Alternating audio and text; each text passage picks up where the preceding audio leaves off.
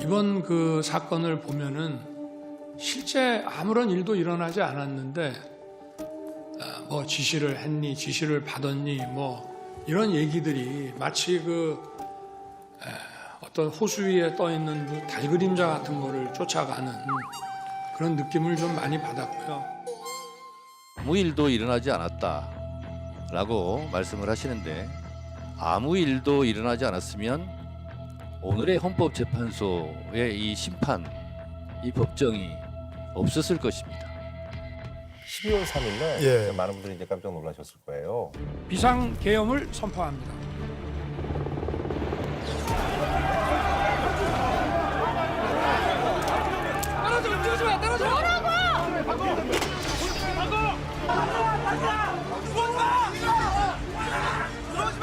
열 시 한 반 정도인데 저는 그 당시 이제 녹화를 하고 있었거든요. 예. 그때 누군가가 계엄 발표를 했다고 해서 아이 뭐 말이 안 되는 얘기를 하고서 뭐 이러고 있다 보니까 진짜 그렇게 된 거예요. 와, 그래서 저희가 이제 녹화를 해야 되는데 집중은 안 되고 그런 와중에 또 어떤 출연자는 비트코인을 하고 있었나 봐요. 가격이 막 쑥 봤는데 파란색이 후룩 뜨니까 거기서 막 진짜 다들 막 경황이 없어가지고 어떻게 된 거지 했던 그런 기억이 있는데 그날 기억을 좀 되짚어 본다면 먼저 우리 박봉계 의원님은 그날 행방이 묘연하다. 뭐 묘연하진 않고 그래서 나중에 맞죠. 나중에 왔는데 어쨌든 예, 표결 못했습니다. 예. 기차표가 끊어졌고 대전에 있었는데 대전에 있었어요. 그래서 부랴부랴 택시 타고 갔는데 저가 도착했을 때는 굉장히 보안이 강화돼가지고 몇 시였어요 그때가? 그때가 1시 반. 그 당시 이제 안에서는 의결이 끝난 상황이었죠. 의결이 끝난 상태죠. 그래서 저 담에서 대치를 했습니다. 경찰하고 이쪽에 시민들하고. 시민들은 집어넣으려고 그러고 경찰은 못 들어오게 하려고 그러고. 그래서 담 위에서 대치를 한 10여 분간 하다가 결국은 타협을 해가지고 안내해 주겠다 해서 그렇게 들어갔죠. 변호사님. 예. TV를 보다가 지금 변호사님 집에서 이제 TV 보시다가 아니 나는 윤 대통령이 개그하는 줄 알았어요 처음에. 그만큼 이제 놀라셨다는 얘기죠. 예. 개그 프로그램 것이 채널을 바꿔봤어요. 바꾸면 똑같이 나와. 그런데 이 머리가 조금만 있는 사람들이 보좌를 했다면 그런 일이 없었겠죠. 한번 생각을 해보세요. 만약에 비상계엄을 정말 선포를 해야 될 것 같으면 왜 평일날 밤 10시 23분에 하는 겁니까? 하려면 휴일날 새벽에 해야죠. 그리고 탱크 하나 전차 한 대 안 나왔어요. 병력 280명 국회로 보내고 선관위로 300명을 보냈는데. 전 변호사님 이 점은 하나 지적해야 되겠어요. 전 변호사님이 군병력 200여 명 남짓 가지고 무슨 내란을 하느냐 이런 말씀을 여러 군데 하셨더라고요. 그거 아닙니다. 1,600명, 1,700명의 군병력이고 경찰 병력만 3,600명이에요. 틀린 말씀입니다. 아니 실제 군 부대가 국회에 간 병력은 숫자는 280명입니다. 그리고 선관위에 간 병력은 300명이에요. 아니, 그렇게 제안해서 말씀. 아니 실제 움직인 병력이 그밖에 없잖아요. 그러면 아무튼 틀린 얘기예요. 아니 이렇습니다. 이번에 뭐 탄환 10탄을 가지고 아니, 좀 틀린 거는 틀렸다고 얘기를 좀 해주세요. 10탄을 몇만 발을 찍어버렸다. 군부대 항상 10탄이 있어. 나는 그렇게 보고 그리고 6시간 만에 국회 해제 요구에 따라서 해제를 했잖아요. 그런데 그 순간부터 대통령이 되는 땅에 떨어져 버렸습니다. 완전히 땅에 떨어진 거예요. 내가 정말 진짜 놀란 건 바로 그 뒤입니다. 경찰, 검찰 그리고 공수처가 신병 확보 경쟁이 붙었단 말이에요. 지금 아마 굉장히 고민이 많은 사람은 공수처장 그리고 그 뒤 배후의 민주당일 거예요. 이게 신병을 확보하는 순간에 엄청난 역풍이 불 가능성이 있거든요. 그건 무슨 겁니다. 근데 우선 윤 대통령께서 왜 이런 비상계엄을 선포했을까? 나한테는 아직도 그 미스터리입니다. 우리가 이 좌우를 떠나서 이 비상계엄 선포가 얼마나 의문이가 없고 그리고 진짜 허술한 비상계엄이었어요. 그러니까 제가 보기에는 허술한 것이 아니고 계엄 구도와 계획은 다 완벽했고 다만 시간을 당긴 이유는 있다. 지금 최근에 나오는 명태균 게이트와 관련된 것이고 그리고 허술한 것은 아니었다. 왜? 이 계엄 자체가 워낙 넌센스예요. 할 수가 없는 조건이 맞지 않는 그런 계엄이었는데 그걸 무리하게 될 거라고 생각하고 한 거예요. 했는데 장병들부터 그리고 경찰 병력부터 대부분은 따르긴 했으나 진짜 중요한 진압과 끌어내는 그런 과정에서 대통령의 명령을 지킬 수가 없는 그러한 상황 변화, 장병들의 그 인식의 변화, 또 시민들의 저항 이런 것들을 잘못 계산한 거로 봐야 되죠. 해프닝으로 가면 안 된다 이런 말씀. 알겠습니다. 윤 대통령이 이게 내란이 아니냐 지금 그 말씀을 자꾸 하시는데 이게 내란이라고 잘 주장을 하는데 이게 국헌 문란의 폭동이 있었느냐 하는 문제인데 그 폭동은요 적어도 한 지역의 소요 사태가 벌어졌거나 아니면 어떤 기관의 권능을 완전히 할 수 없도록 마비를 시켜버렸거나 그런 사태가 벌어져야 되는데 방금 그 병력이 진주를 했던 국회에서 아무도 방해하지 않은 상태에서 평온하게 이 비상계엄 해제를 요구를 했단 말이에요.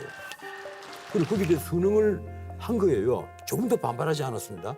근데 이걸 갖고 내란죄라고 본다는 것 자체가 내가 보기로는 참 말이 아닌 것이고. 자, 우리 헌법에 비상계엄을 선포하는 데서 어떠한 경우에도 국회는 긴급조치의 대상이 되지 않아요. 오로지 정부와 법원만이 조치의 대상이 되는데 이번 계엄 포고령의 1호에 국회와 지방의회와 정당의 소위 정치활동을 금하는 것이 1호 사유입니다.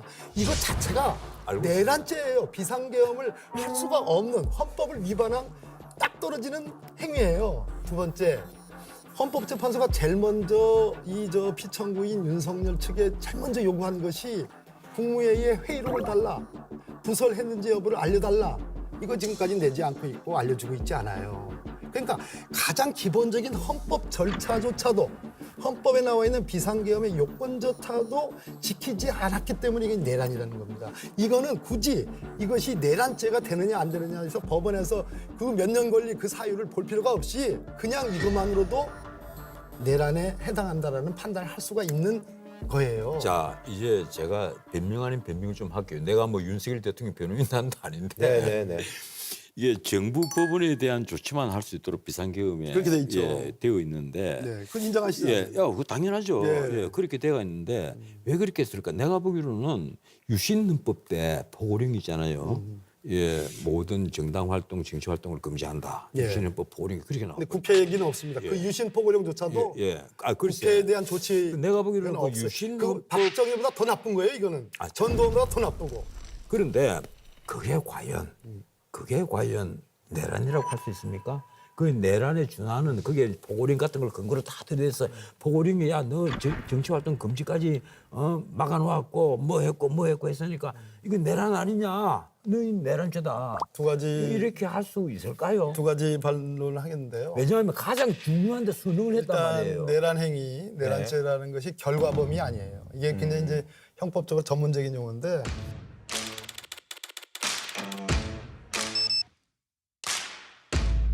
결과범이라는 것은 소위 말해서 내란이 성공해가지고 과거 12.12 군사쿠데타, 5.17 비상계엄 확대를 통해서 전두환, 노태우가 계속해서 집권을 했지 않습니까? 소위 말해서 성공한 쿠데타라고 얘기하는 거예요. 그래서 그 당시에 법원이나 헌법재판소가 그것을 단죄하기가 어려워요. 그래서 근데 세상이 바뀐 뒤에 민주화가 진행되고 나서 새로운 대법원이 그 부분에 대해서 그것은 분명한 내란 행위였고 잘못한 것이다. 내란죄에 해당한다라고 판단을 한 겁니다. 결론적으로 무슨 얘기냐 하면 윤석열의 이 내란 행위가 지금 전원석 변호사님이 철저히 위험하지 않았다라는 말씀 지금 하시는 것 같아요. 아니 잠깐만. 실제는 그겁니다. 헌법을 순응했다는 거예요. 잠깐. 그러니까 헌법이 순응했다니까 계엄 해제를 하지 않았느냐 이 말씀을 하는 거예요. 그러나 내란범이라는 것은 결과범이 아니다. 성공하지 못하더라도 그 성공하지 못한 이유는 여러 가지 이유가 있습니다. 우리 전 변호사님처럼 미숙해서 그랬다는 썰도 있지만 우리 국민의 성숙도, 우리 군 경찰의 성숙도가 용납하기에는 너무 성숙돼 있다라는 중요한 이유. 두 번째, 유혈 사태가 일어나지 않았으니까 문제가 안 된다고 하지만 실제로 계엄에 성공했더라면 여러 가지 어마어마한 유혈 사태를 넘어서 국회의원들을 체포하고 중앙선거관리위원장을 케이블 타이 같은 걸로 묶어서 복면을 씌워가지고 연행하고 그 뒤에 벌어졌을 일들이 다 있었다는 겁니다. 잠깐, 근데 그런 일들이 잠깐, 요즘은 정말 중요한 데는 한 말씀만 딱 드리고. 그런 일들이 한 말씀만 딱 드리고. 방금 뭐 누굴 체포하고 묶어서 끌고 나온다. 이 얘기 많이 나왔어요. 그런데 거기에 대해서 윤 대통령이 뭐라고 얘기합니까? 나는 체포의 채자도 끄집어내지 않았다. 그걸 믿어요? 아니 잠깐만요. 그러면 누구의 진술이 오염이 돼가 있느냐? 내가 보기로는 특수전 사령관 곽종근 특수. 제가 양심 고백을 받은 사람입니다. 곽종근의 진술이 난 오염이 돼가 있다고 봐요. 왜 그런가 하면 국회의원들 김병주도 있고 뭐 다 있더라고. 국회의원들 사이에서 이래갖고 울먹이면서 하는 진술. 그 진술이 오염이 돼 있지 않다고 봅니까? 변호사님이 내가 그래서 정말 내가 화가 나서 내가 그날 술 한잔 먹고 별타령을 불렀어. 별타령이요? 부르신 이유는 그냥 속상해서. 하도 화가 났어요. 이 세상에 군대가 얼마나 썩었으면 이렇게 똥빌들이 그래서 별타는 거예요? 세리스타하고 그리고 육군 참모총장은 얼마나 억울해요. 경사령관 임명장 한 받았다가 그게 가담에 때려가고 정부로 구속이 돼버렸어. 그래서 내가 별이 떨어진다. 온갖 똥별이 떨어진다. 진짜 내가 별타령을 부른 사람이야. 대타령을 개사하셔가지고 그렇게 하실 말씀이 아니고 곽종근 사령관이 이제 최초로 국회에 국방위에 나와가지고 저에게 양심 고백을 한 사람인데 제가 곽종근 사령관하고 일면식이라도 있는 사람이면 제 이름을 갑니다. 그게 아니고 말 그대로 딱 나왔는데 눈을 딱 마주쳐 보니까 저 양반이 분명히 뭘 하고 싶은데 제대로 묻지를 못했다. 그래서 제 지리차리가 돼가지고 받으셨죠? 한 번만 더 묻습니다. 제가 고함 치기 전에 그래야지 속죄가 됩니다. 받으셨죠? 예, 뭐라고 얘기했습니까, 대통령이? 말씀드리기 제한됩니다. 하나도 오염된 게 없어요. 제가 오염됐으면 제가 오히려 이 사법행위와 관련해서 제가 회방을 놓은 사람이니까 저는 공무집행 방해로 처벌받아야 할 아니 텐데 우리 그게 아니고 제 얘기 박봉 들어보세요. 만나기 전에 김병주 의원하고 그건 박선을 결정적인 얘기 나온 거 의원하고 없어요. 만났다면서. 없고요. 예. 없고요.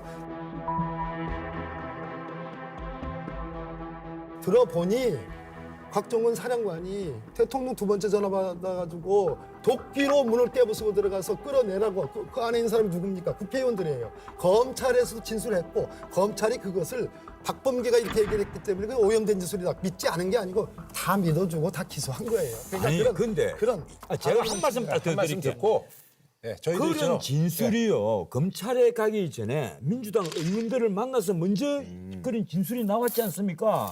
그래서 내가 이 진술은 오염이 됐다는 거예요. 만약에 여기가 미국의 법정 같았으면 그 진술은 전부 다 배척됐을 겁니다. 문을 깨부수고 오염이 됐기 들어가는 때문에. 거와 관련된 진술은 없었습니다. 그 당시.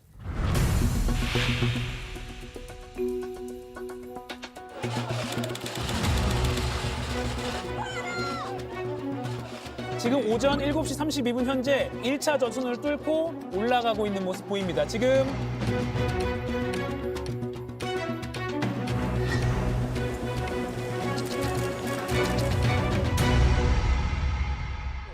윤석열 대통령이 오늘 새벽 구속됐습니다. 법원은 윤 대통령이 비상계엄 전후로 휴대전화를 바꾸고 텔레그램을 탈퇴하는 등 증거를 없앨 우려가 있다는 점을 인정했습니다. 전 변호사님은 어떠셨어요? 진술 거부권을 쓰겠습니다. 아니 적어도 아직까지는 현직 국가원수이고 직무는 정치대가 있지만 대통령입니다. 그런데 이 대통령제 국가에서는 말 것도 없고 사상 최초로 현직 대통령을 구속영장이 발부가 됐어요. 네. 어떻게 현역 대통령을 구속영장을 하면서 딱 원인은 딱 하나입니다. 증거인멸 염려가 있다. 나머지 이유를 못 찾은 거예요. 현역 대통령이 뭐 도주우리가 있겠어요? 아니란 말이에요. 잠깐 여기서 여기 중요한 거니까 관련자들 가령 수방사령관, 특수전 사령관 그리고 경찰청장 전부 다 이미 기소가 됐잖아요. 그래서 거기에 대해서 검찰이 충분한 증거를 다 확보를 해서 다 갖고 있단 말이에요. 그런데 무슨 증거를 인멸할 게 있다고 지금 증거인멸 염려로 구속영장을 발부를 한 겁니다. 그리고 이 체포영장에 대해서 적부심을 하니까 이유는 겁니다. 청구는 이유 없다. 7자 판결이에요. 적어도 대통령에 대한 체포영장에 대해서 적부심을 기각을 할 것 같으면 왜 기각을 하는지 한 줄이라도 적어줘야죠. 자, 우리나라 형사소송법에 구속영장을 발부하는 사유는 도주 및 증거인멸의 염려. 그 앞에 전제가 뭐냐? 범죄 사실에 대한 소명입니다.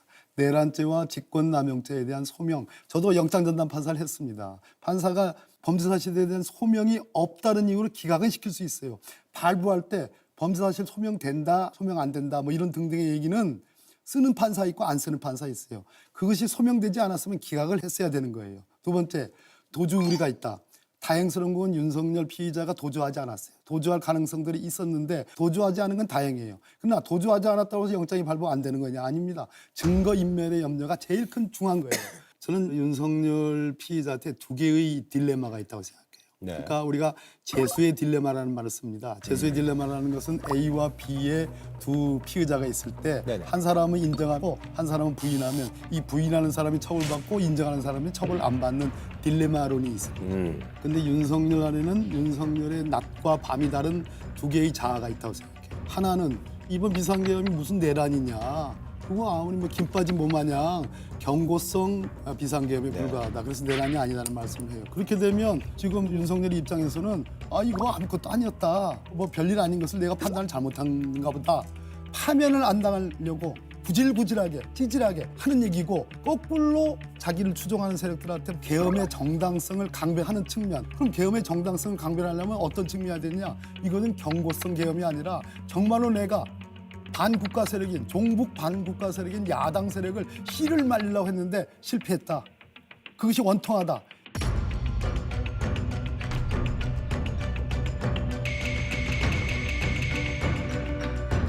이렇게 얘기해야 되는 두 개의 모순적 자아가 있는 거예요. 이 자아 속에서 낮에는 윤석열이고 밤에는 안석열이고 그런 거예요. 그러니까 별로 할 말이 없으니까 공수처가 소환해도 나가지도 않고 체포 집행에 응하지도 않고 그래서 정말 수모를 겪으면서 끄집어내는 거 아니겠습니까? 그다음에 공수처가 소환 조사를 하려고 그러니까 그 조사에 응하질 않아요. 서울구치소 밤 하루 지내고 나니까 힘 빠져가지고 공수처 검사도 제대로 마주도 못하고 자기가 3, 4류 검사라고 폄하한 사람입니다. 자기는 인류 검사고 자기가 지휘했던 특수부의 검사들은 인류 검사고 설사 묵비권을 행사하더라도 나가야 되거든요. 그러더니 느닷없이 변호인들이 이렇게 하시면 큰일 납니다. 이러면 진짜 게임도 안 붙어보고 무조건 집니다. 무조건 영장이 발부됩니다. 하니까 마지못해서 서부지방법원에 나갔어요. 그래서 45분간 얘기를 했다고 그래요.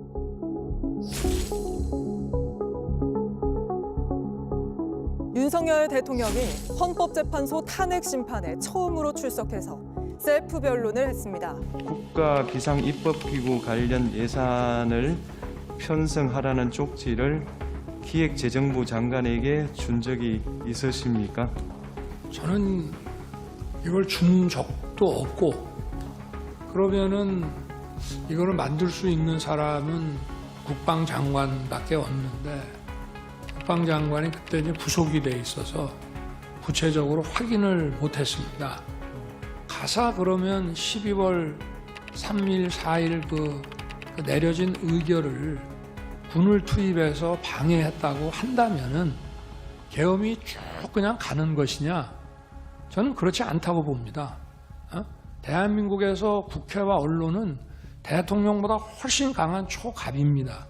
그 이후에 얼마든지 계엄 해제 요구를 할 수가 있습니다.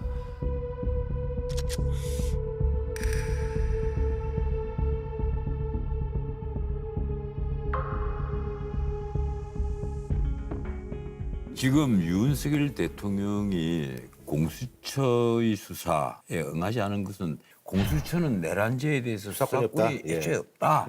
문재인 정권이 엉뚱하게 공수처라는 걸 만들어 놓고 검수완박이라는 걸 하면서 우리 사법체계를 엉망으로 지금 흔들어 놓았단 말이에요. 그런 공수처에 의해서 적법하게 발부된 체포영장이 집행돼서 뭐가 윤석열 적법하게 피의자가 발부가 됐습니까? 소환된 공수처입니다. 어쨌든 제가 만든 셈인데요. 저는 그 적법하게 발부 저는 그것 때문에 지금도 재판받고 있어요. 어떤 재판을 받으세요 지금? 저 공수처법이 통과시키는 과정에서 나경원 의원을 비롯해서 그 사람들은 국회법을 위반해가지고 무시무시하게 해가지고 지금 기소가 돼 있고 저는 문을 열어라 문을 막는 국민의힘 직원 PT라고 했다고 그래가지고 저는 뭐 단순 무슨 사범으로 지금 4년째 재판받고 있습니다. 어찌됐든 공수처에 의해서 체포가 됐어요. 구속영장이 발부됐고. 어쨌든 근데 이제 윤석열 대통령이 묵비권을 계속 행사하면서도 한편으로는 존경하는 국민 여러분, 뭐 영상 메시지도 받고요. 자필 편지도 저희가 언론 통해서 받고 또 오늘도 역시 이런 사태에 대해서 본인이 또 어쨌든 옥중 메시지까지 변호사를 통해서 내고 있는 그런 상황입니다. 묵비권이라는 게 현대 사법 정의를 실현해가는 과정에서 변호인의 조력을 받을 권리와 함께 양대 권리입니다. 그러나 대통령의 묵비권은 이중적 자아를 충족하는 실현 수단으로 쓰이고 있다. 즉 낮에는 윤석열, 밤에는 안석열이라고 선택적으로 쓰이고 있다. 그러면 한국의 사법 절차에 본인이 이 비상계엄이 내란이 아니라고 얘기한다면 헌법재판소와 공수처와 경찰과 검찰에 의해서 진행되고 있는 한국의 사법 절차에 대해서 나는 묵비권을 행사하더라도 나는 그 절차에 협조하겠다. 협조한다는 것은 소환에 응하는 겁니다. 그거는 누구도 성역이 있지 않아요. 그거를 하면서 한다면 말이 되는데 그건 전혀 협조를 하지 않으면서 지금 뭐 편지 썼죠. 그 경황 없는 상황에서 동영상 촬영했죠. 그리고 SNS에 자기 지지자들에게 일방적으로 얘기했습니다. 그 내용의 핵심은 나는 정당한 비상계엄을 했다. 이중적 자아 중에 내가 정당한 계엄을 했기 때문에 야당과 이 야당을 둘러싼 이 국회 세력은 반국가 세력이기 때문에 군을 동원해서라도 응징하고 짓밟아야 된다는 얘기. 이 표현은 안 썼지만 읽는 사람으로서는 그렇게 읽을 수밖에 없는 얘기를 하는 거예요. 이중적 자아가 그렇게 쓰인다는 것에 대해서 정말 이 양반이 대한민국의 일국의 대통령이었나라는 생각이 들 정도로 일종의 자부된 행상을 좀 하고 있다고 보는 겁니다. 자꾸 아까부터 정당한 비상계엄이다. 이걸 윤 대통령이 지금 주장을 한다고 말씀을 하시는데 비상계엄 선포 행위는 우리 헌법학 교과서를 딱 펼쳐보면요.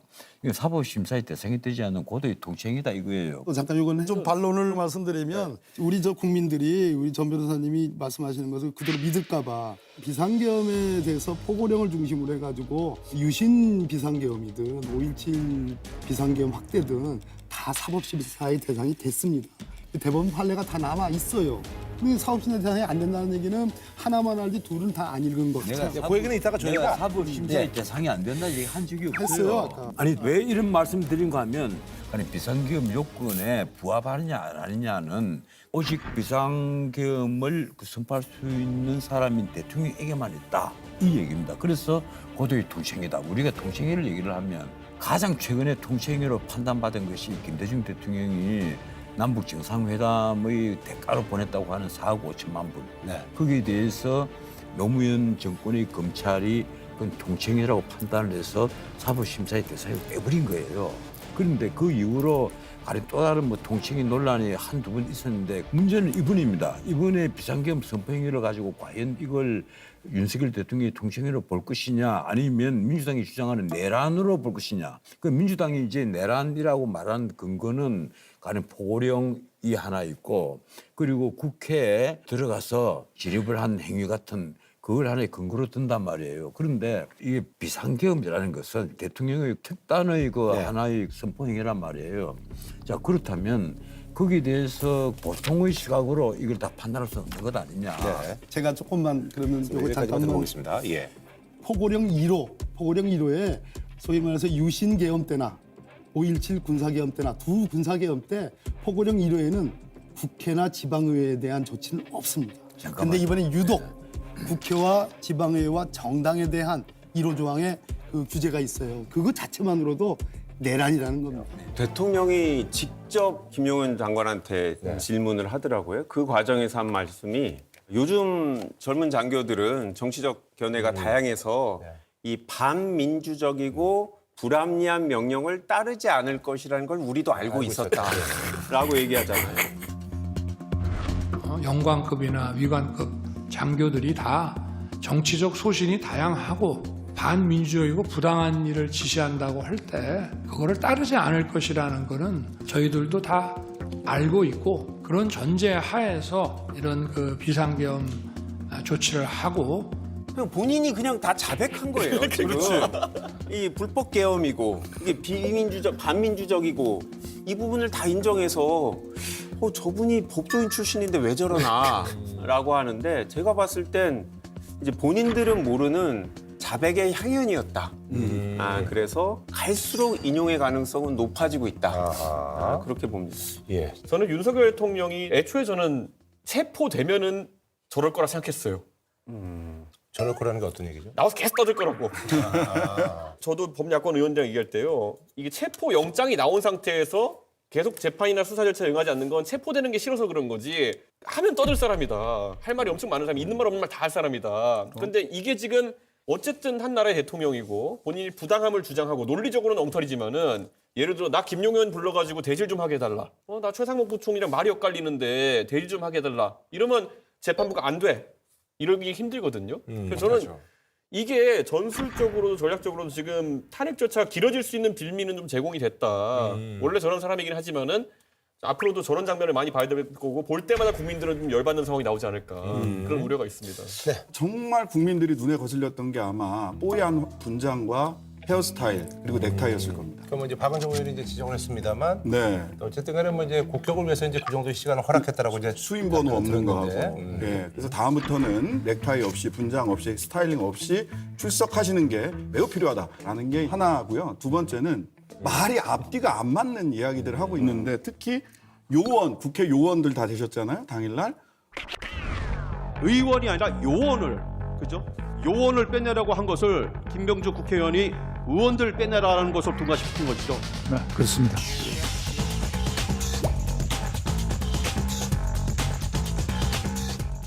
그리고 계몽령이다 이런 얘기를 들어보면 국민들은 이 사건 비상계엄을 계몽령이라고 이해하고 있는데 반국가 세력은 내란죄라고 몰아서 대통령까지 구속한 것입니다. 실제로는 법리적으로 다툴 생각이 없어요. 다투기 어렵다라는 걸 스스로 알고 있는 거고 헌법재판소의 심판정을 정치 선동의 장으로 생각하고 있다. 아 근데 저 야당끼리긴 한데 좀 이견이 있어서 우리도 야당이야. 야당. 아니 이제 정치적인 선동만 하고 있다 대통령이 이렇게 얘기를 하셨는데 저도 그럴 줄 알았는데 쭉 보니까 저는 법률적으로 본인들은 이게 탄핵이 기각될 수 있을 거라고 믿고 있는 것 같아요. 무슨 말이냐면 이 탄핵이 되려면 중대한 헌법 법률 위반이어야 되는데 계엄이 좀 규정이 안 맞았어. 하지만 경미해. 이번에 좀 잘못했지만 탄핵은 아니야. 포고령에 뭐 사실은 법적으로 검토해서 손댈 거는 많지만 어차피 이 계엄이라는 게 길어야 하루 이상 유지되기도 어렵고 이게 상해법규에도 위배되고 내용이 구체적이질 않아서 집행 가능성도 없는 거지만 뭐 그냥 놔둡시다 라고 말씀을 드리고 그냥 놔뒀는데 이런 식으로 계속 지금 변명을 하는 게 처음엔 저희가 시간만 끌 줄 알았는데 대통령이 딱 이거는 본인이 주도적으로 이건 탄핵 사유 아니야 라고 방향을 딱 정하신 것 같다. 지금 우리 국회는 대통령, 윤석열 대통령 탄핵을 소추한 거고 탄핵이 인용될지 말지는 헌법재판소의 결과입니다. 네네네, 그렇죠. 그래서 저는 탄핵이 인용되면 이게 정의고 탄핵이 기각되면 정의가 부정됐다 이렇게 주장할 수는 없는 겁니다. 민주당도 조국당도 탄핵이 기각됐다면 그걸 받아들이는 게 맞다고 봅니다. 당연하죠. 그거 당연한 거죠. 그래서 지금 걱정 안 하셔도 돼요. 네, 그래서 따라서 반대의 말씀 드리고 싶어요. 인용돼도 받아들여 주세요. 저는 당연히 그렇습니다. 네, 그래서 윤석열 대통령은 안 최선을 받아들일 다해서 겁니다. 분명히. 아니, 저는 대통령께서 지금 뭐 헌법재판소에서 발언하시는 그것이 자기가 어떤 생각을 하고 계엄을 했는지 그리고 그 이후에 대한민국에 대해서 어떤 생각을 했는지 솔직하게 얘기하고 있다고 생각해요. 아니죠. 이것이 이게 문제죠. 거짓말을 하는 게 문제죠. 거짓말하고. 아니 저는 거짓말은 아니라고 생각해요. 윤석열 대통령 거짓말을 할 스타일이 아니에요. 거짓말이 일상화된 사람입니다. 저는 아니라고 생각해요. 잘 몰라. 그건 아니라 아직 잘 모르시는 것 같은데. 저는 그렇게 생각해요. 거짓말, 새빨간 거짓말, 윤석열의 거짓말. 아닙니다. 세상에 3대 거짓말. 그거야 이재명 대표의 브랜드인데 그걸 어떻게 침범해요? 뭔 소리예요. 거짓말하면 이재명 대표의 브랜드죠. 둘 다 청산하자. 둘 다 청산해. 조국 대표님이 거짓말한 거 들통나서 감옥 간 거고. 자, 두 분의 브랜드를 윤석열 대통령에게 주지 마세요. 자, 국가적 법익인 내란죄를 저지른 분과 그거 아직도 법으로 잠시만요, 이용되지 않았어요. 그런 그냥 것과 추정이지. 그럼 이재명 대표도 다 추정이에요. 이재명 그렇게 얘기를 하시면 안 되고 자 국가적 법익을 해한 사람과 사회적 법익 내진 개인적 법익을 해한 분들을 같은 저울에 올려놓고 이렇게 저렇게 다루는 것 자체가 법률상으로 보면 굉장히 이상한 프레임으로 가고 있는 거고요. 그다음에 내란 행위에는 목적성이 있어야 되거든요. 그 목적을 부인하려고 하는 겁니다. 국헌문락에 목적이 없었다라는 걸 부인하려고 하는데 그 부인을 위해서 내놓는 얘기가 다 말이 안 돼요. 뭐냐면 계엄군은 질서 유지를 위해서 투입했다. 질서 유지를 위해서 왜 창문을 깹니까? 그다음에 포고령 자체가 위헌인데 전공이 48시간 이내 안 돌아오면은 처단한다. 근데 뭐 농담처럼 얘기를 했다는 거잖아요. 김용현 그 국방부 전 국방부 장관이랑 또 그 왜 전공이 이걸 제가 왜 집어넣냐 웃으면서 이렇게 얘기를 하니 어떤 계고한다는 측면에서 그냥 뒀습니다 해서 저도 웃으면서 그냥 놔뒀는데 그 상황은 기억하고 계십니까? 기억합니다. 지금 말씀하시니까 기억납니다. 아니 지금 전공의들이 무슨 뭐 파리 목숨입니까? 처단이 농담이에요? 이런 식의 이야기가 사실은 목적성을 부인하려고 하나 안 될 것이다. 그러니까 누가 받아들이냐 안 받아들이냐는 윤석열 대통령이 탄핵이 인용되면 받아들일지 여부를 조정훈 의원께서 윤 대통령에게 진심을 담아 호소해 주시면 됩니다. 저는 법리적으로 치열하게 논쟁하고 안 치열해요. 그러니까는 계엄이 터졌을 때 헌법재판소가 이미 9명 체제로 됐으면 얼마나 좋았겠어요. 누굴 임명하고 말고 이런 일 아무것도 없었을 거 아닙니까? 민주당에서 임명 안 한 거예요. 뭐 이제 그렇게 되면 그거 그게 왜 안 중요해요? 자, 잠깐만요. 이게 얼마나 중요해요? 자, 이제 윤석열 대통령은 탄핵 심판과 형사 재판을 동시에 받게 됐죠. 뭐 바빠졌습니다. 윤석열 대통령 측이 대응책이 어떻게 나올지에 대해서 좀 예상을 좀 해주신다면. 저는 근데 변호인단의 상태를 보니까 이 백방으로 아무리 노력해도 이 전술 자체를 바꾸지 않으면 제 생각엔 재판 진행하는 데 의미가 없다는 수준이거든요. 지금 탄핵 재판에서는 거의 나 제발 탄핵해 주세요 수준이에요, 거의. 계속 자백해. 그러니까 자백하고 애초에 이 법률적 방어 전략이 아닌 것 같아가지고 저는 형사 재판에서도 그렇게 큰 방어 전술 기대하지는 않습니다. 실제 이제 내란죄는 그 목적성을 부인하는 게 되게 중요하거든요. 내란 목적으로 한 일은 아니다. 계몽용이다.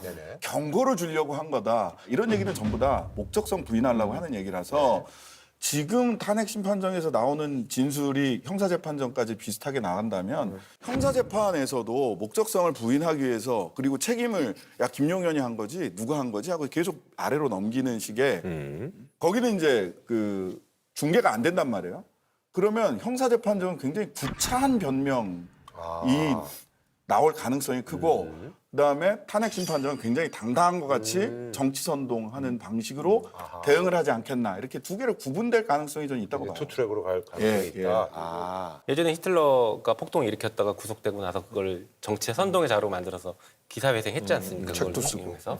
지금 네 그렇죠 나의 투쟁. 나의 투쟁. 지금 그 비슷한 현상으로 몰고 가려고 하는 것 아닐까 싶은 생각이 들어요. 그러면서 계속 극우 세력들한테 응원한다, 고맙다, 또 폭동을 마치 일으켜달라고 호소하는 것처럼 하고 있고 지금 본인이 자백하는 것도 알고 있습니다.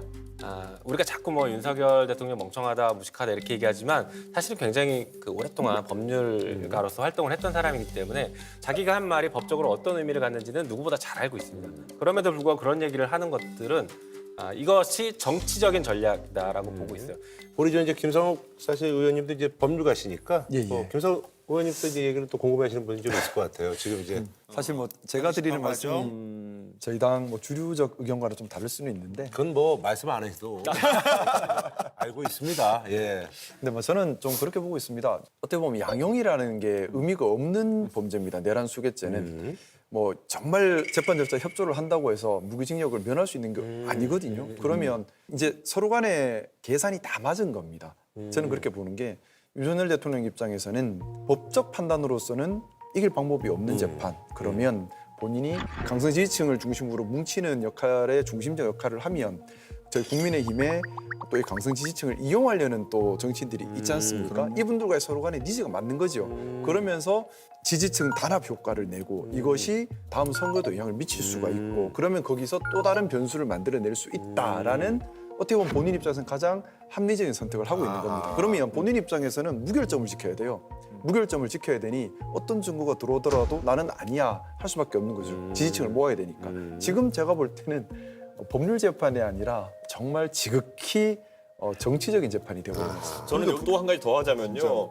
전 이렇게 흘러갔을 때 국민의힘의 대형 폭탄 터질 수 있는 게 뭐냐면요. 갑자기 윤석열 대통령한테 이렇게 쌍권총이 가가지고 막 물안도 드리고 하면서 받아드는 게 뭐냐면은 예를 들어 야 어떻게든 대선 이겨가지고 나 사면시켜라. 그걸 계획하고 있겠죠. 이게 나오는 순간 국민의힘 대선 주자들은 선택을 해야 되는 겁니다. 경선을 이길 것이냐 본선을 이길 것이냐. 일단 윤석열을 끌어안고 대선에서 이길 수가 없어요. 일단 봐봐요. 아니요 이번에는 국민의힘은 직전에 박근혜 대통령 탄핵, 지금 이번 윤석열 대통령 만약에 탄핵 인용되면 연속 탄핵이 되거든요. 다시 후보 안 내야 됩니다. 후보 안 내야 돼요. 제일 좋아하시네. 맞죠? 동의하죠? 후보 내면 안 돼요. 후보 내면 안 돼요, 사실은. 둘이 악수하는 게 무슨 의미가 있는데. 의견 일치할 때는 이렇게 또. 아니 그런 말이죠. 여기서 사실 이제 우리가 녹화 날짜가 이제 일요일에서 그런데 사실 이제 그 4일로 예정되어 있는 5차 탄핵 심판 변론 기일에는 이진우 전 수도방위사령관, 여인형 전 방첩사령관, 홍장원 전 국가정보원 1차장이 증인으로 출석할 예정입니다. 이진우하고 이제 여인형 또 이제 뭐 사령관들은 지금 군 검찰 조사에서 얘기들이 지금 흘려 나오고 있는데 이제 윤석열 대통령한테 불리한 그런 진술들이고.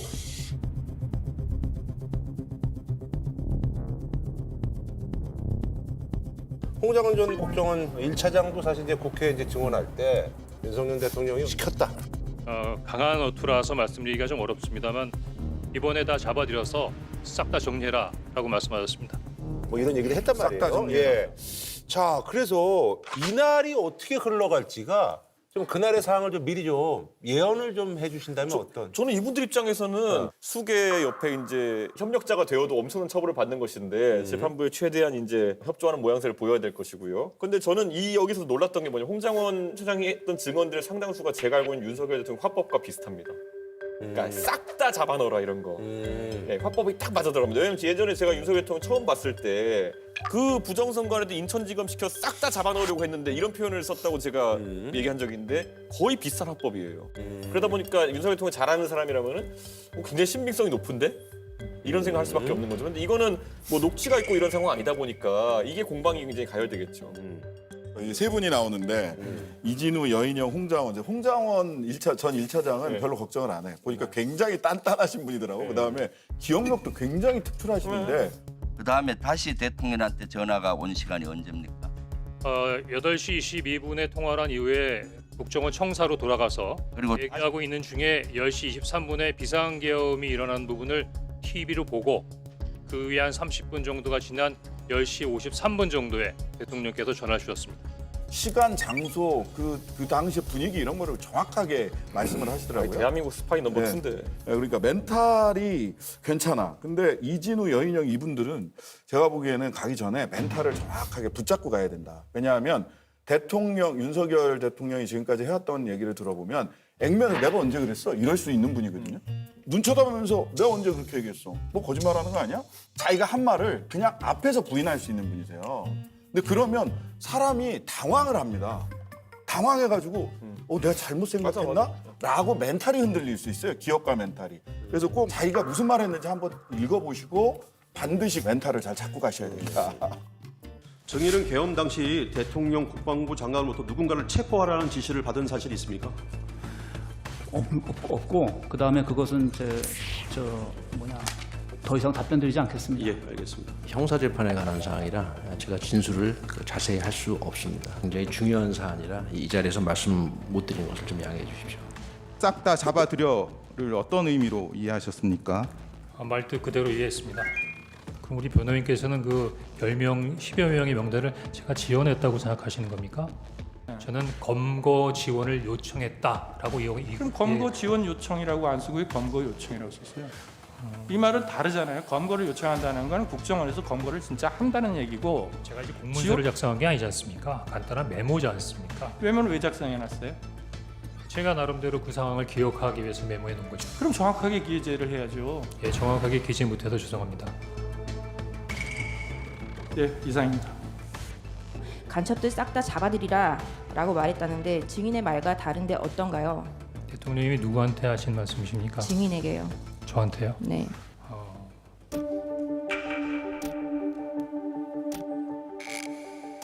뭐 일부 유사한 내용도 있긴 합니다만 제가 기억하는 부분하고 조금 차이는 있는 것 같습니다.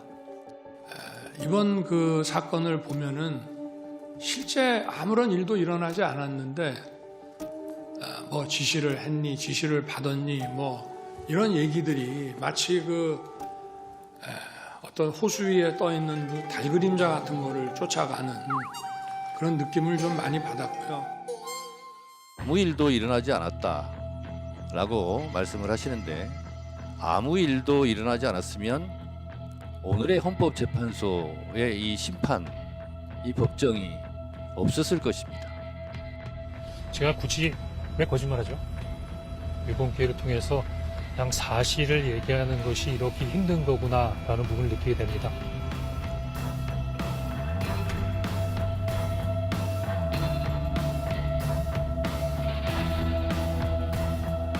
여기서 5차, 6차 변론기일에서 얘기가 가장 많이 나왔던 것이 이제 홍장원 그리고 이제 박종근 두 이제 증인인데 이게 여사령관의 부탁이라고 생각했겠습니까? 아니면 대통령님의 지시라고 생각했습니까? 12월 10일 국방위원회 증언했던 제 워딩 그대로고 지금까지 그 말을 계속 말씀드렸습니다. 그저께 상황과 오늘 상황을 보니까 12월 6일 바로 이 홍장원의 공작과 우리 특전사령관의 김병주 TV 출연부터 바로 이 내란 프레임과 이 탄핵 공작이 저는 시작된 거로 보여지고요. 네, 제가 이거 하나만 좀 짚고 넘어가야 될 것 같은데 윤 대통령은 탄핵 재판 2월 6일 재판에서 곽종곤이나 홍장원 이런 사람들을 민주당에 마치 뭐 설득하면서 그 이후에 내란죄 프레임을 가져오기 시작했다 이렇게 얘기하고 있거든요. 예. 아닙니다. 저희는 12월 3일 날 계엄 터지는 순간 이건 내란이라고 이미 규정을 지었고 12월 4일 날 의총에서 두 가지를 결정했습니다. 하나는 당론으로 윤석열 대통령 탄핵한다. 네. 또 하나는 내란죄로 윤석열 대통령 포함한 관련자들 전원 다 고발한다. 그날 이미 다 내란죄로 규정 짓고 프로세스를 밟았습니다. 그런데 그거를 마치 홍장원 차장이 뭘 넘기고 메모를 한 거를 우리한테 줬기 때문에 내란 프레임이다. 이건 잘못된 얘기입니다. 네네. 홍장원 전 차장이 박선원 의원님한테 이제 그 메모를 사실 전달했잖아요. 그래서 화면을 한번 봐주시기 바랍니다. 이 메모는 홍장원 국정원 1차장이 윤석열의 전화를 받은 이후 여인영 전 방첩사령관과 작성하면서 만든 메모입니다. 국정원 특보로 근무했죠. 네, 그렇습니다. 박선원 의원은 2024년 10월 29일경 김모 공작 특보에 대하여 대북 공작비 예산을 유용했다는 의혹으로 고발하겠다고 하였죠. 이때 증인도 김모 특보와 같이 공작금 유용 의혹으로 박선원 의원에게 약점을 잡혀 있었던 것 아닌가요? 홍장원이가 저기 박선원이한테 저기 무슨 약점 잡힌 게 아니냐 뭐 이렇게 이제 얘기를 해서 이제 언론에 이제 많이 보도가 됐는데 이 얘기를 한번 좀 듣고 싶어요. 이거 네, 들었을 제가 때. 설명을 드릴게요. 제가 18대 1차장이고 홍장원 차장이 20대 차장이에요. 그러면은 전임자 잘못을 후임자가 합니까? 아니면 현직에 있는 분의 약점을 전임자가 잡을 수 있습니까? 말이 안 되는 말이 안 이야기고 되다. 처음에 이제 12월 6일 날 그때 이제 홍장원 차장이 경질됐다 이게 나왔잖아요. 그래서 이제 저희 정보위 위원장인 국민의힘 신성범 위원장이 오라고 했어요. 그래서 이제 홍 차장이 오면서 저한테 전화를 했어요. 여야 위원장과 여야 간사가 있는 자리에서 이걸 이야기를 해야지. 위원장 혼자 있는 자리에서 자기가 이야기하면 안 된다. 예. 그래서 지금 아니 곽종근한테 항의하러 지금 이천에 와 있다. 그래서 간사 대리인 김병기 의원이 저 대신 갔어요. 그래가지고 신성범 위원장 있고 김병기 간사 있고 있는 자리에서 홍장원 차장이 쭉 다 이야기한 거예요. 현재에서 증언한 내용 그대로. 예, 그리고 그걸 마치고 나서 이제 김병기 의원이 언론 브리핑을 했어요. 비상계엄 발표가 나고 종료 후에 전화가 왔다고 합니다. 이번 기회에 다 잡아들여 싹 다 정리해. 근데 저는 그 자리에 없었잖아요. 저는 이제 그걸 못 들었기 때문에 홍 차장한테 문자를 보낸 거죠. 그러면 그거 어떻게 된 거냐 나한테도 좀 알려달라. 그랬더니 그러면 정리해놓은 거 보내드리겠습니다. 뭐 그래서 온 거예요. 그대로 있었으면 메모를 받을 필요도 없었는데 그렇죠. 이제 한 가지 궁금한 게 있어요. 저도 저희 당의 뭐 의원이시고 네. 이제 정보위원장인 걸 제가 알기 때문에 네. 그 미팅한 것도 알고 있습니다. 네. 그 미팅에서는 이성권 간사도 있었을 거예요. 그 미팅에서는 이 메모가 나오지 않았던 메모였습니다. 여기서 얘기한 걸 또 준 게 아니라. 그럼요. 그러니까 사람이 그러니까 부지런해야 돼요. 아니 분명히 나왔어요. 홍장원 차장이 여기까지 듣고 미친 X로구나. 그거 생각하고 그 다음부터는 메모를 하지 않았다고 합니다. 그런 메모를 하지 않았다고 합니다. 그러니까 신성범도 물어봐야지. 너 왜 나한테 안 주냐? 네가 이야기한 거 증거 내놔. 이성근도 달라 그래야죠. 정보위원회 하는 사람이 당연한 거 아니에요? 나한테 설명을 해주든지 뭘 달라고 하는 게 당연한 거 아니에요? 간사 임무지. 그다음에 홍장원 차장이 극우 보수 유튜버들이 뭐 홍장원이 뭐 100억 어쩌고 저쩌고 했는데 별 소리가 다 있어요. 뭐 홍콩의 아파트가 어쩌고 저쩌고 해서 제가 지난 10월 달 국정감사 때 원장한테 물었어요. 이게 사실이냐? 원장이 사실이 아니다. 4차례 문재인 정부에서 이미 홍장원은 정말 탈탈 털려가지고 사람 죽을 뻔하다 살아났다는 것 알지 않느냐. 그래서 끝난 문제예요. 근데 우리 저기 확실히 저기 국정원 출신이어서 그런지 정보를 제가 연예계 국정원이거든요. 어떻게 그렇게 정보를 많이 알아? 근데 진짜 많이 아시네. 5차, 6차 탄핵 심판 변론기를 핵심 증인들이 이제 대거 출석을 했는데 이 부분에 있어서 내가 이제 포인트로 이제 꼽는 장면이 뭔지 많은 시청자분들이 동의하실 건데 윤석열 대통령의 인원 발언 저는 이게 가장 기억에 남는 장면이지 않을까 싶습니까? 또 의원이면 의원이지 인원이라는 말을 저는 써본 적이 없습니다. 인원이라는 말을 써본 적이 없다는 주장을 마친 후에도 이렇게 4차례나 아주 다양한 상황에서 인원이라는 말을 사용했습니다. 대검하고 서울지검 앞에 뭐 수만 명, 뭐 얼마나 되는 인원인지 모르겠는데 하여튼 집회 신고는 5천 명 됐는데 더 많은 인원이 올 것 같다라든지. 이걸 보면 그냥 전 국민이 보는 앞에서 저 정도로 쉽게 거짓말을 하고 있는 장면이다라는 걸 심각하게 보여줬습니다. 거기에 대해서 변호인들 얘기를 들어보니까 지시대명사로 인원은 쓰지 않는다. 또 이런 변명을 하고 있더라고요. 저 국선 변호를 바꿔야 될 것 같습니다. 이렇게 변호하는 사람들 진짜 처음 봤어요. 인원이냐 의원이냐 요원이냐 이런 것들이 재판에서는 쟁점이 됐습니다. 그게 마치 인원이거나 의원이면 내란죄가 성립하고 요원이면 내란이 아닌 것처럼 이렇게 이해하실 수 있는데 전혀 아니다라는 말씀을 드립니다. 모든 것이 이미 비상계엄을 선포함으로써 내란죄는 성립이 됐습니다. 저도 요원 이런 이게 되게 황당했거든요. 이게 재미를 봐서 그래요. 바이든 날리면 때.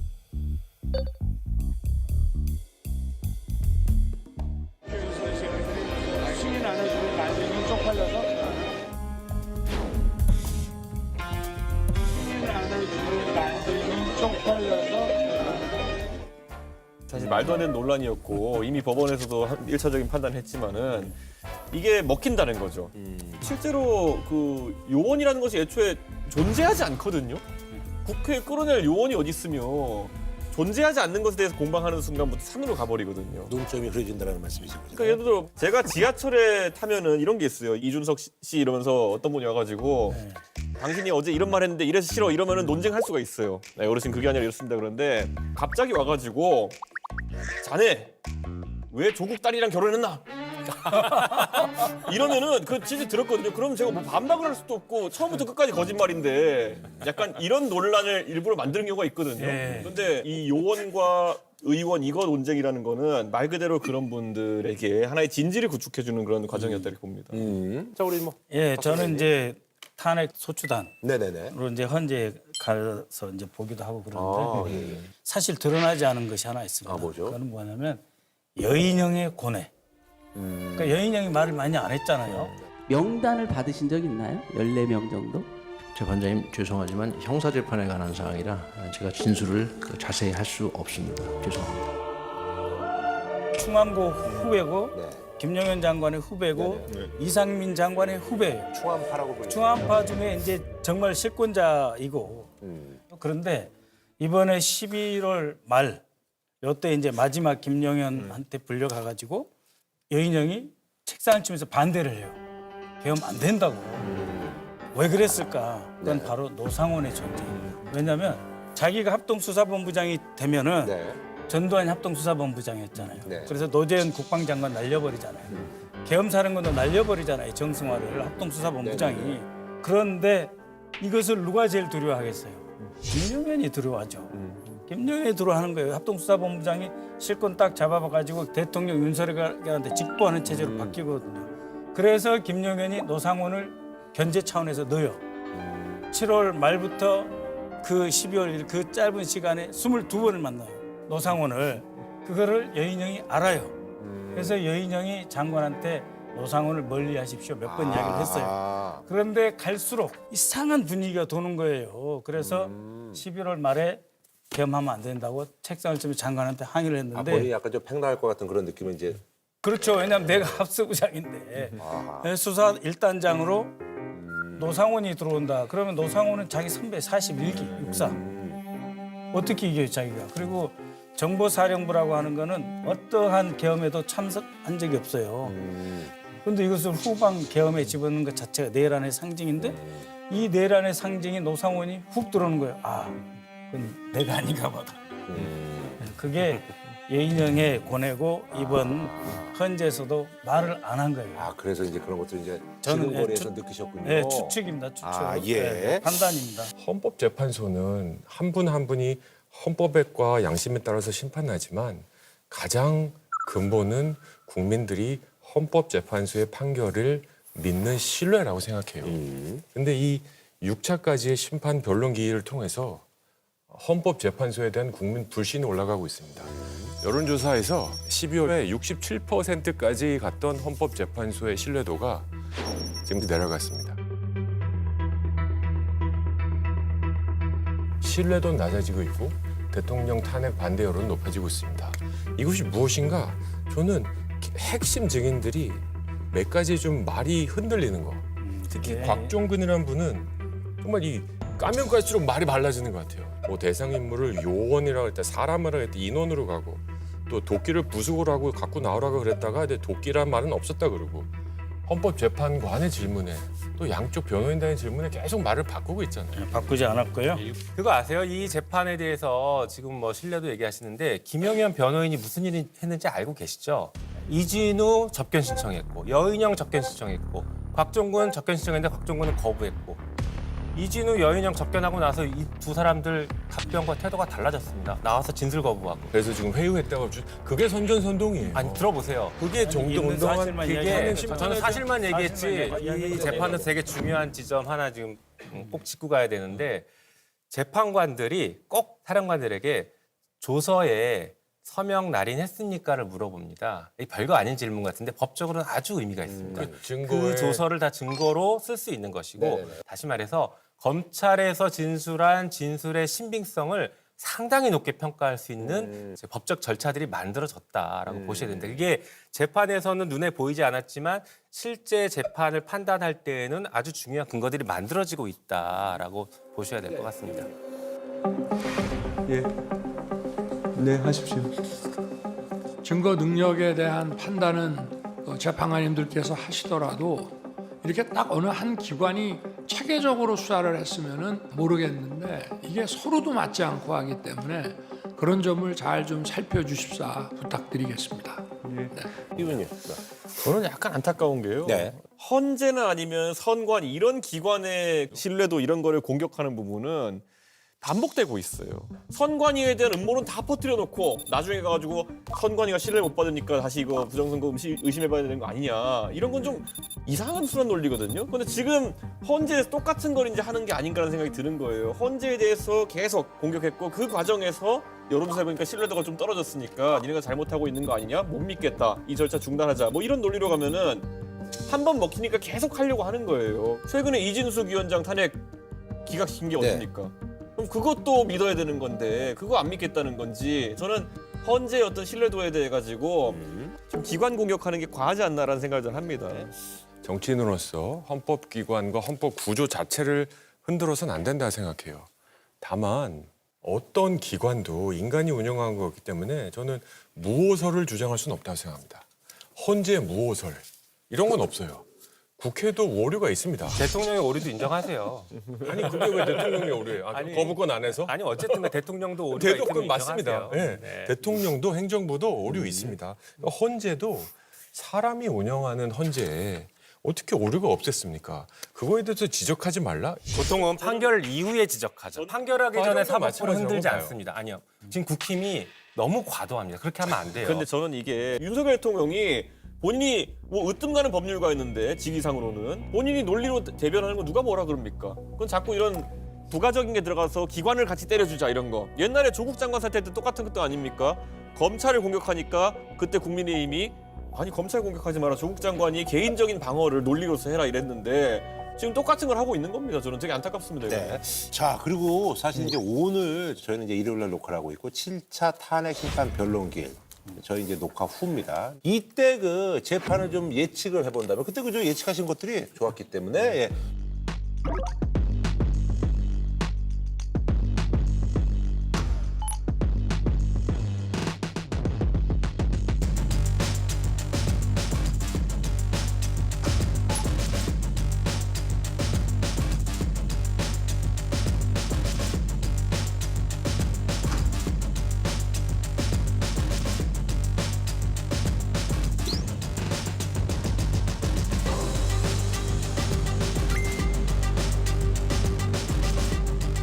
저는 신원식 전 국방부 장관 같은 경우, 안보실장 같은 경우에는 지금까지 여러 차례 계엄의 시도가 있을 때마다 거기에 대해 가지고 뭐 굉장히 반대하는 입장을 밝혀왔다고 지금까지 알려져 있는 부분이 있고. 계엄이라고 하는 것은 제가 얼토당토 않은 이야기입니다. 지금 현재 상황에서 계엄이라는 게 있을 수 있느냐. 이걸 일으켜서 우리 국민이 아니라 김정은만 행복할 겁니다. 이제 좀 그만하십시오.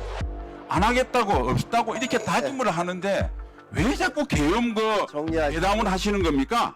그래서 이제 뭐 김영원 전 장관하고 뭐 경론을 벌였다면 그렇죠. 근데 이걸 윤석열 대통령 측에 신청했다는 거는 본인이 그런 부분에 대해 가지고 수용적이었다는 것을 좀 보여주려고 하는 것이 아니겠냐 이런 생각이 들고 그리고 신원식 전 장관은 그 부분을 좀 봐야 될 것 같아요.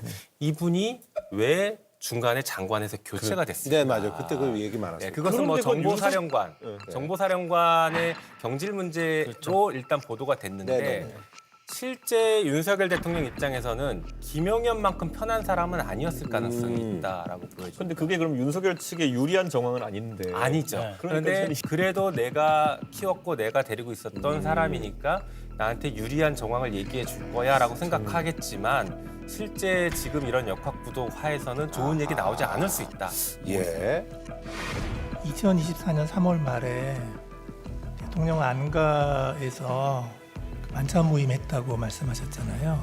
이제 그때 그 대통령이 이상한 조치에 대해서 언급을 했죠. 저는 뭐 군을 책임지는 국방장관으로서 그에 대해서는 재고하고 좀 다른 의견을 표명했습니다.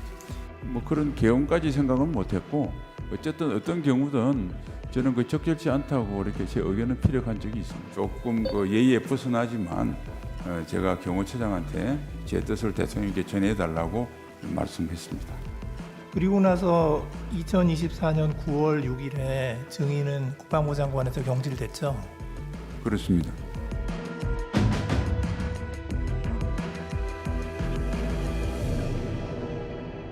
저는 이상민 장관이 이제 가장 관전 포인트일 것 같아요. 윤석열 공소장에 이런 내용이 있습니다. 피고인 윤석열이 이상민 장관에게 뭐뭐뭐뭐 언론사 단전 단수해라. 이 지시를 했다라고 합니다. 그리고 이상민 장관은 그 지시를 받고 나서 경찰청장한테 연락하고 그다음에 소방청장한테 연락해서 각각 지시를 했다라고 하는 거죠. 그런데 국회에서는 이상민 장관 나와서 여기에 대해서 답변을 거부했습니다. 방송사 단전 단수 지시하셨습니까? 증언하지 않겠습니다. 하지만 소방청장은 이상민 장관으로부터 전화를 받았다라고 폭로를 했죠. 청장님께서는 단전 단수란 그 단어 용어를 들으셨냐 이런 얘기입니다. 그럼 단전 단수 요청을 소방청은 받은 것이 있느냐 이렇게 물었습니다. 없습니다라고 대답을 드린 것으로 기억이 나고요. 그렇게 말씀을 하시니 이제 언론사 5곳을 말씀을 하시고 그 경찰 이야기를 하고 요청이 오면 적절한 조치를 취하라 이런 뜻으로 저는 기억을 합니다. 그래서 이 공소장에 나와 있는 이 사실들이 이번에 확인되는지 여전히 이상민 장관이 판사 출신이기 때문에 자기한테 제일 유리한 길을 선택할 겁니다. 그러면 가장 제일 유리한 건 진술 거부권, 증언 거부를 하는 게 제일 유리하거든요. 왜냐하면 헌재하고 형사재판 달라요. 그렇죠. 헌재는 그냥 탄핵이고 일을 할 수 있느냐 없느냐는 문제인데 징계재판이죠. 형사재판은 가서 자기가 감옥을 살아야 되는 거예요. 그래서 이상민이 어떻게 나올 거느냐, 과연 충암파가 배신할 거냐 말 거냐, 이번에도 말을 안 할 가능성이 높습니다. 대통령이나 국방부 장관으로부터 언론사 등 특정 건물에 대한 단전, 단수에 대한 조치를 구두로라도 지시받은 적 있습니까? 전혀 없습니다. 제가 대통령실에서 종이 쪽지 몇 개를 좀 멀리서 이렇게 본 게 있습니다. 소방청 단전 단수 이런 내용이 적혀져 있었습니다. 그리고 나서 이제 비상계엄이 선포가 되고 제가 이제 광화문으로 돌아가는 제 차 안에서 그 쪽지 본 게 생각이 났습니다. 갑자기 단전 단수를 하면 인사사고가 발생할 수 있겠다라는 생각이 들었고 소방청장에게 전화하면서도 국민의 안전에 대해서 챙겨달라는 취지의 당부를 한 거고 제가 소방청장에게 단전 단수를 지시한 것이 아닙니다. 저는 이 백종욱 국정원 3차장하고 이제 김용빈 중앙선관위 사무총장이 나왔다는 건 결국은 이제 선관위 시스템 문제, 이제 윤석열 대통령이 계엄하게 된 중요 이유 중에 하나인 그 선관위 시스템이 부실하다. 이거의 논쟁이 아마 되지 않을까 싶습니다. 제가 강조하고 싶은 거는 백종욱입니다. 국정원 3차장 백종욱. 국가정보원법의 제4조에 의하면은 사이버 공격이 들어와도 중앙행정기관만 보안감사를 할 수 있어요. 선관위는 보안감사를 못하게 되어 있습니다. 근데 23년 7월 17일부터 9월 22일까지 2달 일주일을 보안감사를 했다라고 하는 측면이고, 우리 국정원 해커들이 제일 뛰어나거든요. 처음에 국가기술보안연구소까지 다 동원해서 선관위를 뚫으려고 했는데 못 뚫었어요. 그래서 패스워드도 주고 방화벽도 해체하고 전체 시스템 소스 코드에다가 설계도까지 다 줬어요. 마음대로 한번 들여다보라고. 그래서 몇 개를 찾아낸 게 소위 기술적 미비점이에요. 근데 그런 거는요, 다 주면 구글도 나타나요. 그 엄청난 시스템에서 전문가마다 보는 게 다른데. 근데 이 백종욱이 10월 6일 날 대통령한테 1차 보고를 했는데 이런 거 하려고 그 돈 쓰고 시간 썼냐고 대통령이 노발대발해가지고 10월 6일 발표 1시간 전에 취소가 돼요. 그리고 이 백종욱 이 사이버 팀에서 김규현 비서실장 팀으로 이 문서 작성이 넘어와요. 그래서 2차 보고서를 다시 작성해요. 그래가지고 강서구청장 선거 있기 하루 전 23년 10월 10일 날 보안 문제가 있다라고 발표를 했는데, 이걸 중요한 거는 이 백종욱이가 결국은 국민의힘 비례대표 32번을 받았어요. 그런 사람이 뭘 합니까? 그래서 백종욱은 윤석열 측 증인으로 나오지만 증거 능력이 없는 사람이에요. 32번은 뭐 받은 건 아니죠. 아, 그런가요? 32번으로 오가를 보상했다고 생각하시면 받은 것보다 못하다고 표현하는 건 있습니다. 나중에 확인인 건가요? 참고로 아마 저희가 18번까지 당선됐습니다. 잘 받은 게 아니죠. 점검 결과를 받아 종합적으로 분석해 보니 여러 취약점이 있었고, 또 보안 관리 부실 문제도 드러났고, 선거 시스템에 공격이 되면 사회 혼란을 초래할 수 있겠구나 하고. 그러니까 과거에 선거관리위원회가 잘못한 점이 분명히 있어요. 그런데 22대 국선 과정을 치르면서 다 개선을 했다고 하거든요. 적어도 계속적으로 부정선거 시비 논란을 가져오기 위해서는 22대 국선에서도 그럼 어떤 일이 있었냐. 중앙선관위원회의 공식 홍보 영상 내용을 보면 종이가 원상태로 회복하는 기능이 적용된 특수 재질 사용이라고 적혀 있습니다. 형상기억 종이라는 말을 우리가 한 적이 없는데 그것을 형상기억종이라고 선관위가 했다. 이게 이제 원인이 된 것은 빳빳한 투표지, 한 번도 좁지 않은 빳빳한 투표지들이 너무 많이 나오니까, 이걸 지적하니까 형상기억종이라는 얘기를 한 거예요. 이건 역시 똑같이 21대 그 국선의 선거 소송에서 다뤄졌던 주제고요. 거기서 대법원이 그 검증한 결과 그것은 정상적인 투표지다.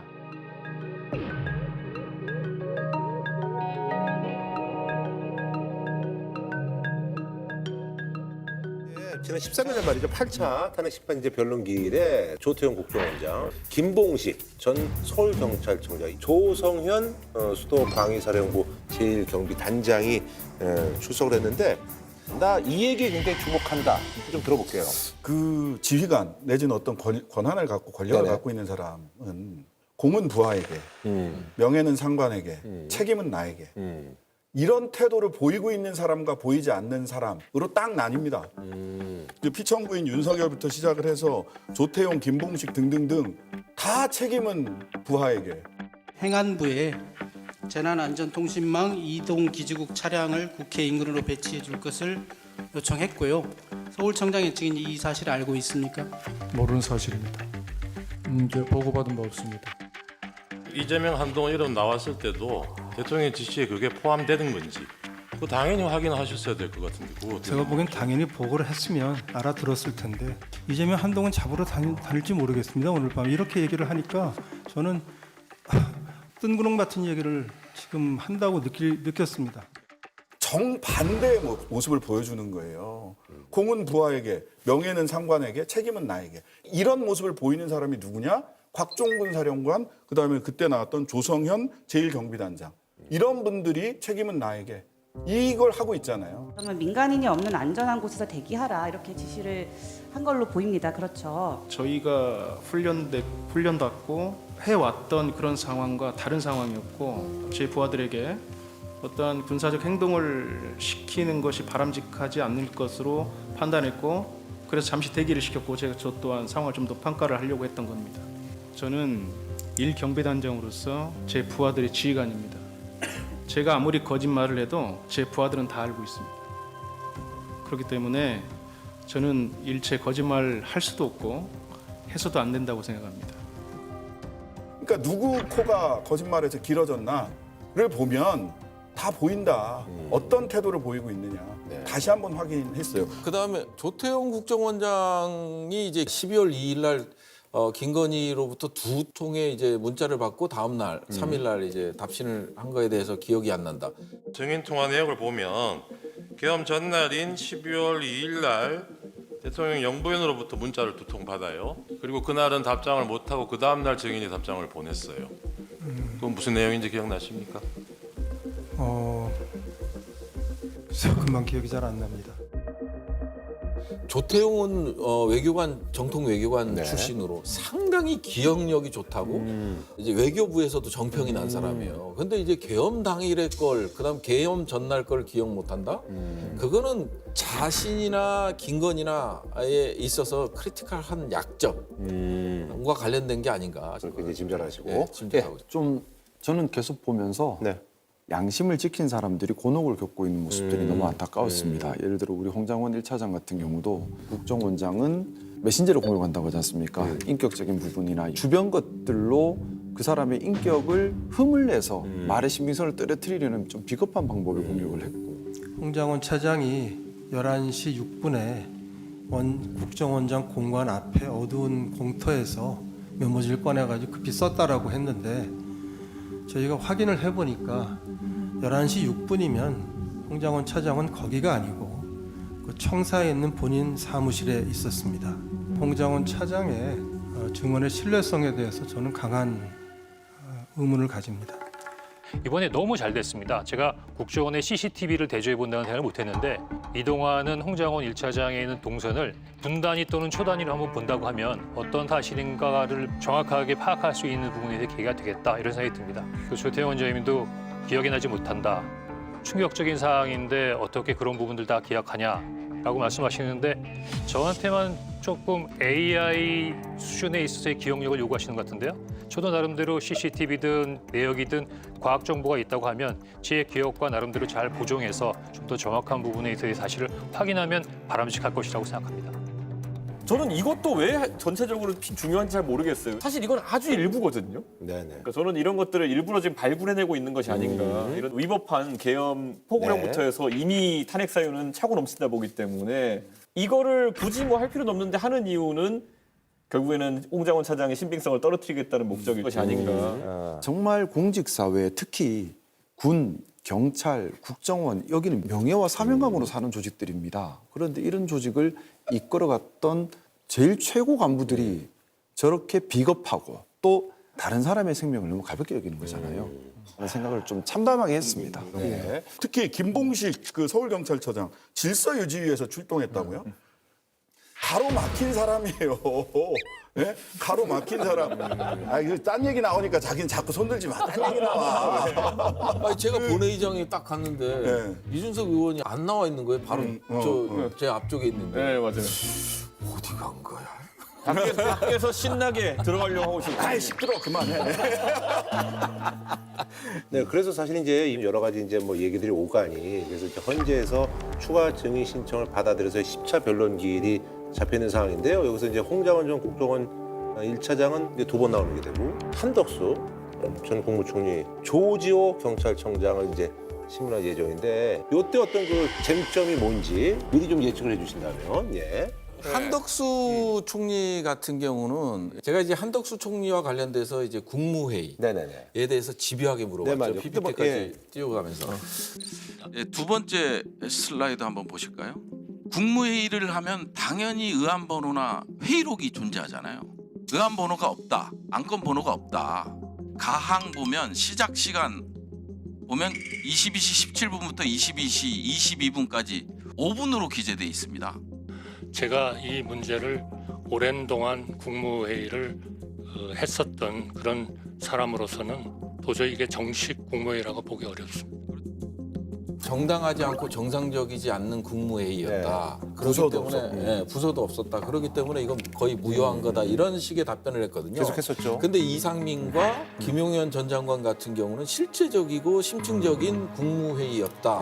헌재에서 그런 얘기를 했단 말이에요. 국무위원 의사정족수인 11명이 모일 때까지 저희가 다 기다렸고 당시 참석했던 국무위원들 자체는 다 국무회의를 한다고 생각을 했을 겁니다.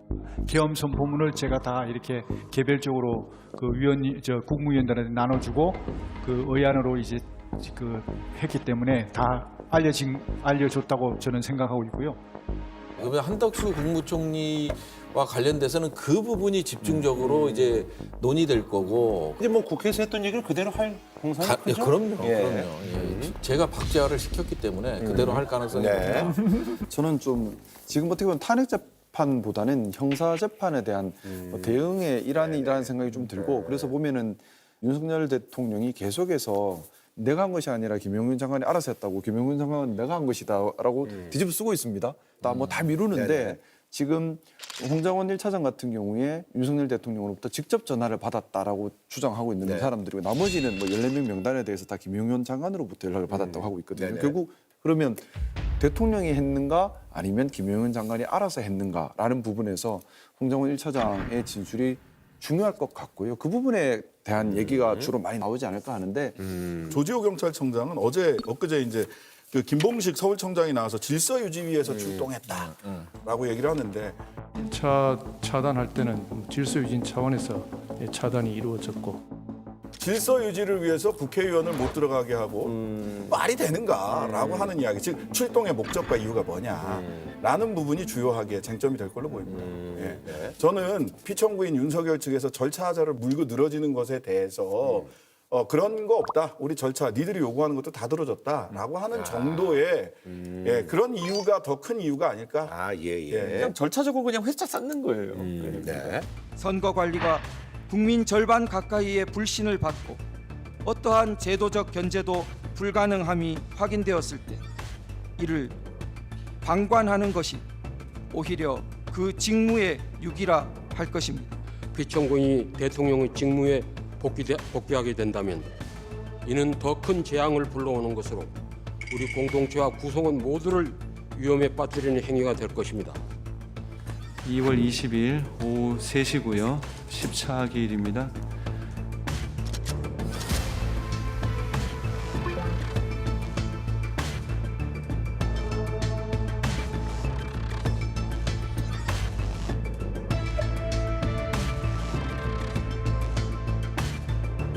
자, 그럼 말이죠. 이제 탄핵 심판별로 10차에는 이제 뭐 한덕수 국무총리 나왔고요. 홍장원 전 국정원 1차장, 조지호 경찰청장이 이제 출석해서 증인 신문도 이제 마쳤고 각자 뭐 이제 어떤 포인트들 좀 유심히 봤다. 아마 윤석열 대통령 측에서는 괜히 불렀다.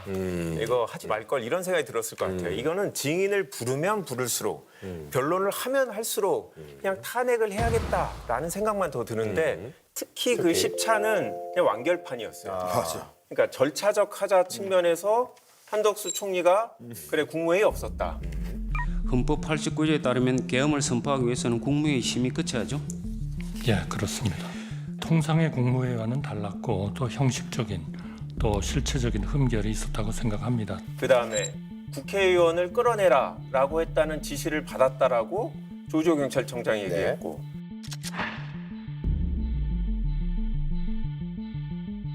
그때 질문에 사실대로 답변한 것은 맞아요?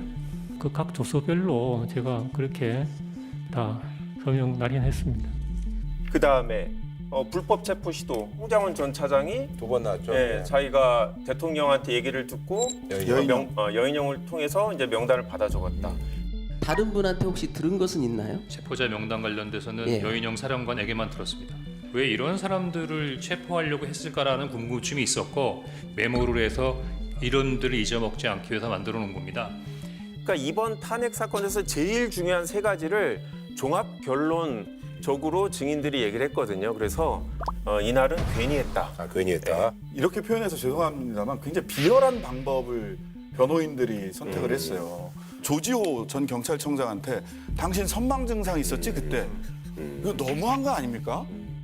경찰이나 검찰 조사 당시에 선망 증세가 혹시 있다던가 계엄 당시의 상황을 명확히 기억해서 진술하셨습니까?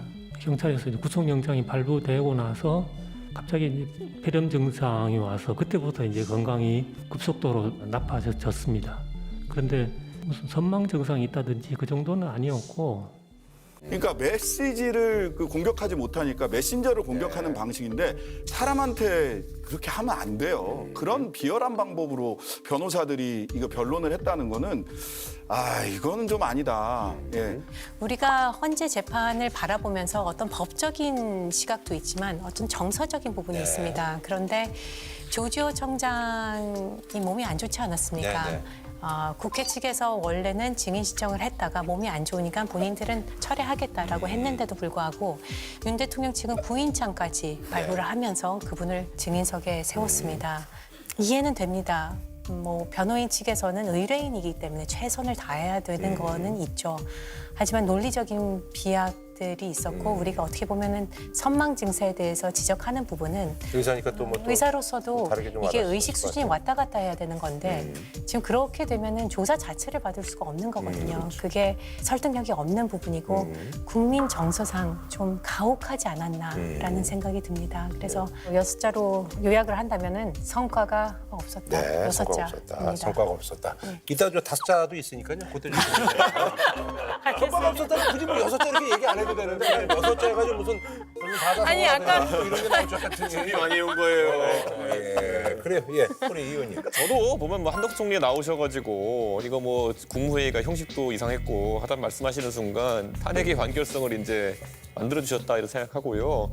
애초에 이럴 줄 알고 불렀을 겁니다. 근데 이럴 줄 알았는데 왜 불렀지? 하루 더, 하루 살이. 그러니까. 하루 더. 최대한 오래 끌어야 일단 우리 당 대표 재판도 빨리 나고. 그거보다 그 3월이 되면 운수가 대통하여 좋은 일이 생긴다고 믿고 계시다는 썰이 강력합니다. 저 이거는 국민의힘 의원님한테 들은 얘기입니다.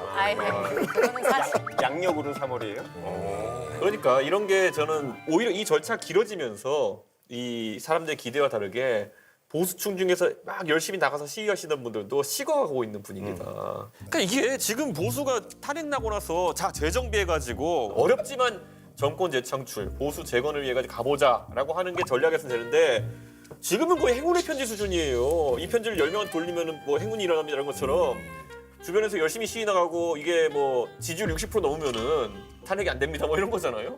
뭐 집회에서 그런 얘기들이 오가고 있다고 하는데 이거 수준의 걸 하고 있으니까 이게 안 되는 거죠.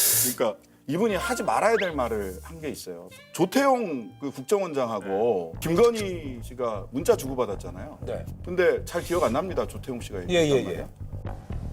글쎄요, 금방 기억이 잘 안 납니다.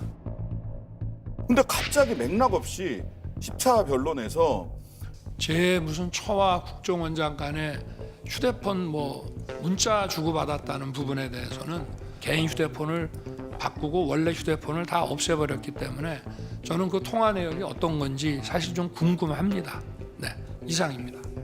이 얘기를 왜 하시는지 모르겠어요.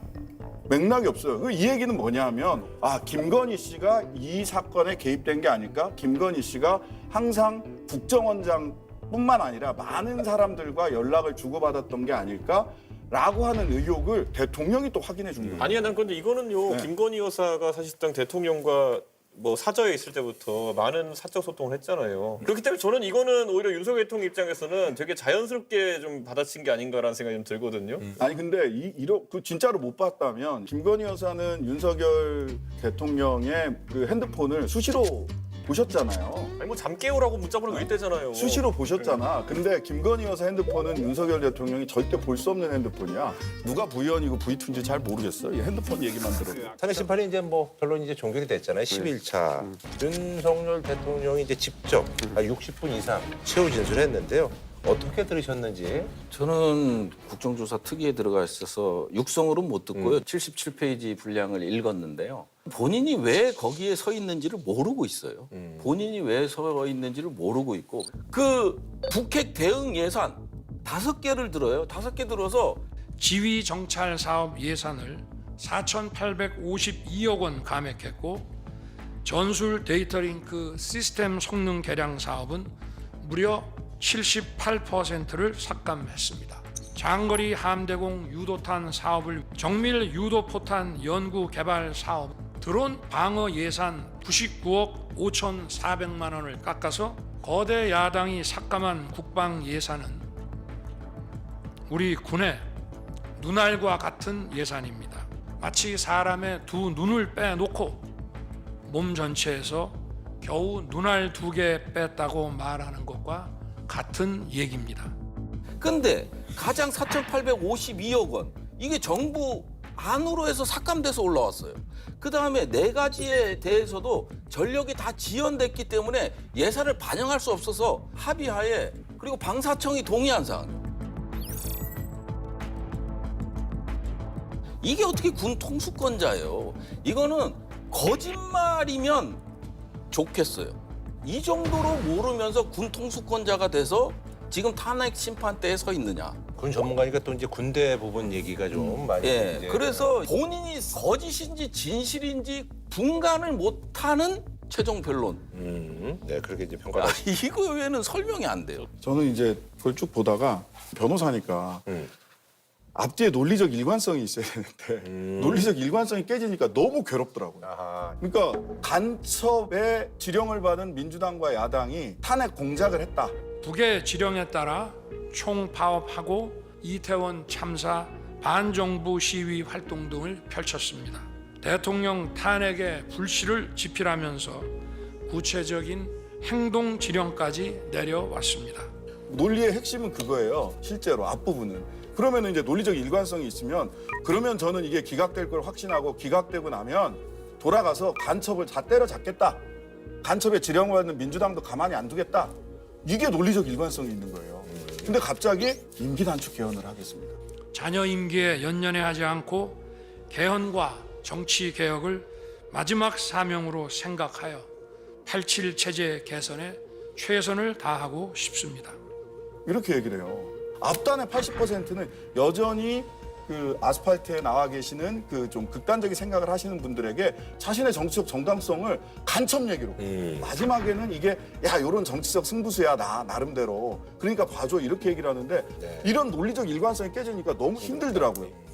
원래 사람이요. 그래도 자신이 했던 일 중에 주요한 일에 대해서는 일관성을 유지하려고 해요. 그러니까 아까도 신장실은 얘기하셨지만은 간첩 컴플렉스가 굉장히 심한 것 같거든요. 레드 컴플렉스에 지금 이 시절에도 쩔어 있는 분인 것 같은데 대표적으로 보세요. 이분이 검사로서 가장 먼저 우리가 윤석이라는 이름 알게 된 수사가 뭐였습니까?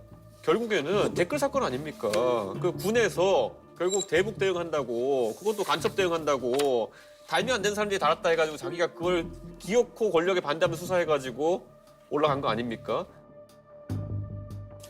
그 댓글 사건을 수사하던 윤석열과 그때 그래서 그게 안 된다고 했던 윤석열과 어떻게 지금 그 간첩 때문에 개헌까지 했다는 걸 옹호한 윤석열이 같은 사람일 수 있겠느냐? 저는 이거는 간첩 잡겠다는 본인의 망상적인 목표가 있으면 뭐든 정당화할 수 있다는 논리를 그냥 펴고 있는 거잖아요. 이거는 본인의 검사 커리어에서의 시작부터 뿌리까지 부정하는 얘기거든요. 저는 이거는 지성이라면 할 수 없는 행동이다. 이건 굉장히 반지성적인 행동이다 이렇게 봅니다.